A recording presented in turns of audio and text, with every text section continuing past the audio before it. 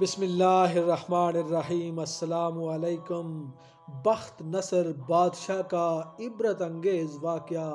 اس واقعے کو جاننے کے لیے اس ویڈیو کو آخر تک ضرور دیکھیں اور ہمارے چینل نمل ٹی وی کو ضرور سبسکرائب کریں۔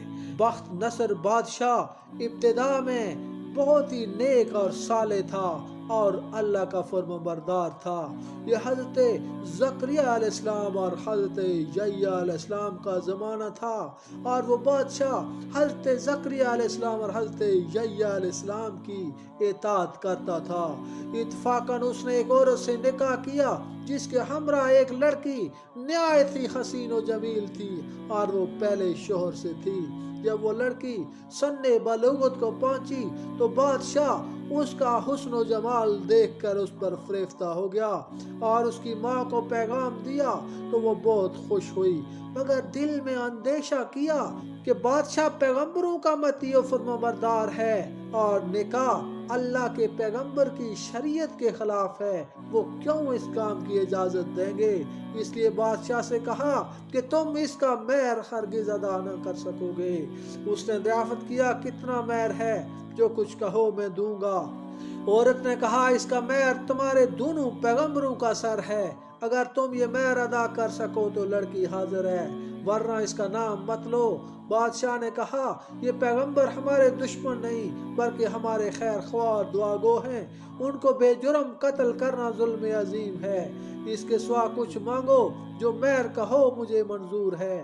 اس نے کہا اس کے سوا کوئی مہر نہیں ہے۔ بادشاہ نے ہوائے نفسانی سے مغلوب ہو کر فوج کو حکم دیا کہ دونوں بے گناہ اللہ کے پیغمبروں کا سر کاٹ کر لاؤ۔ حکم کے بموجب سپاہیوں نے سب سے پہلے حضرت یحییٰ علیہ السلام کو بیت المقدس میں شہید کر دیا، اور حضرت زکریا علیہ السلام یہ حال دیکھ کر جنگل کی طرف بھاگے۔ فوج ان کے پیچھے ہوئی، شیطان نے ان کی رہنمائی کی۔ جب سپاہیوں نے دبایا اور گھیر لیا تو حضرت زکریا علیہ السلام نے ایک درخت سے التجا کی کہ مجھ کو اس وقت پناہ دے دے۔ وہ درخت پھٹ گیا، یہ اس کے اندر سما گئے اور پھر وہ بند ہو گیا، لیکن قدرے کپڑا باہر رہ گیا۔ فوج متحیر ہوئی کہ کہاں غائب ہو گئے۔ شیطان آیا اور اس نے آ کر نشان دیا کہ اس درخت کے اندر ہیں اور یہ کپڑا ان کے موجود ہونے کی علامت ہے۔ پھر شیطان نے آرے کی ترکیب بتلائی، درخت چیرا گیا۔ جب نوبت آرا کی سر تک پہنچی تو حضرت یحییٰ علیہ السلام نے سسکی بھری۔ حکم الہی نازل ہوا اگر اف کرو گے تو پیغمبری سے خارج کر دیے جاؤ گے۔ تم نے غیر سے کیوں پناہ مانگی؟ اگر ہم سے التجا کرتے، ہم سے پناہ مانگتے تو کیا ہم پناہ نہیں دے سکتے تھے؟ اب اس کا مزہ چکھو، چپ سر پر آرا چلنے دو۔ غرض یہ کہ سر سے پاؤں تک جسم چیرا گیا اور حضرت زکریا علیہ السلام نے دم نہ مارا۔ جب دونوں پیغمبر اس بے دردی سے قتل ہوئے تو غضب الہی نازل ہوا، دن تاریک ہو گیا۔ ایک بادشاہ فوج خونخوار لے کر چڑھا اور شہر کے باشندوں کو گرفتار کر لیا۔ حضرت یحییٰ علیہ السلام کا خون بند نہ ہوتا تھا، جب قبر میں رکھتے تھے تو قبر خون سے لبریز ہو جاتی تھی۔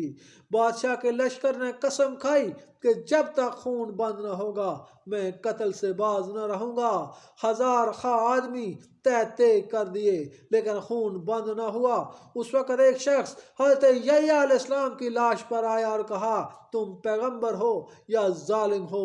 ایک خون کے بدلے 1000 آدمی قتل ہو چکے، اب کیا سارے جہاں کو قتل کراؤ گے؟ اتنا کہنا تھا کہ خون بند ہو گیا۔ جامع دمشق میں حضرت یحییٰ علیہ السلام کی قبر موجود ہے۔ اس بیان سے یہ معلوم ہوا کہ چاہے کتنا ہی مشکل وقت کیوں نہ ہو، صرف اللہ سے مدد مانگنی چاہیے۔ جب ایک نبی کو اللہ تعالیٰ نے بطور تنبیہ کے آرے سے چروا دیا تو وہاں کسی اور کی کیا حیثیت ہے؟ اس واقعے سے سبق حاصل کرتے ہوئے ہمیں چاہیے کہ کبھی کسی پر ظلم نہ کریں، نہ اللہ کے سوا کسی سے مدد مانگیں، اور اللہ تعالیٰ ہم سب کو اس پر عمل کرنے کی توفیق عطا فرمائے۔ اگر آپ کو ہماری ویڈیو اچھی لگے تو اسے لائک اور شیئر کریں اور ہمارے چینل کو ضرور سبسکرائب کریں۔ ملتے ہیں نئی ویڈیو میں نئے ٹاپک کے ساتھ، تب تک اللہ حافظ۔